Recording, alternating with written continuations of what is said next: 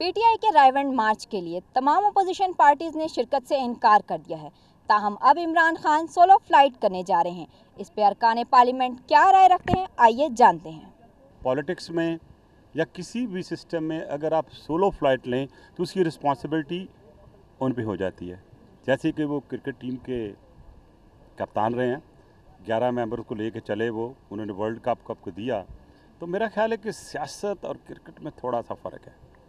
तो इसलिए मैं समझता हूँ अगर इमरान साहब सारी पार्टियों को साथ लेके चलते तो शायद उनको रिज़ल्ट बेहतर मिलता।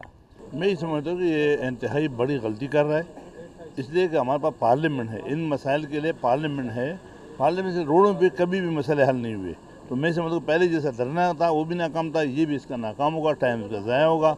इस वक्त जो मुल्क की हालत है और ख़ासकर हिंदुस्तान के जो आवाज़ें आ रही है जंग की और जो धमकियाँ आ रही है, तो मैं समझता हूँ कि हमें तो यकसू होने के लिए इसको इस बहाने पे कैंसिल करना चाहिए। क्योंकि मुल्क के हालात ऐसे, लिहाजा हम ये धरना कैंसिल करते हैं और पार्लियामेंट में आके पार्लियामेंट को मजबूत करें। पार्लियामेंट अगर मजबूत होगा तो ये मसले हल होंगे। नहीं, ये फैसला गलत है।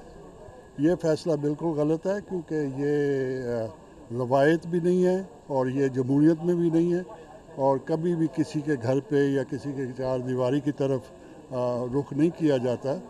ये कभी भी पाकिस्तान की तारीख में ऐसे नहीं हुआ।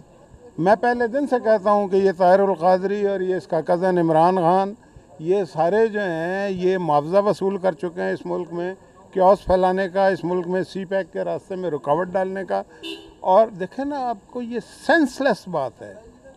ये छोटा सा बच्चा भी ये काम ना करे, ये जो इमरान खान कर रहा है। हर रोज़ हारता है। इनकी सीटें हम जीतते हैं, बजाय इसके कि अपनी सफ़ें ठीक करे, अपने आप को ठीक करे। अपनी पार्टी 9 ग्रुप बन चुके हैं और वो कह रहा है कि पार्टी जितनी इस वक्त मजबूत है कभी भी नहीं थी।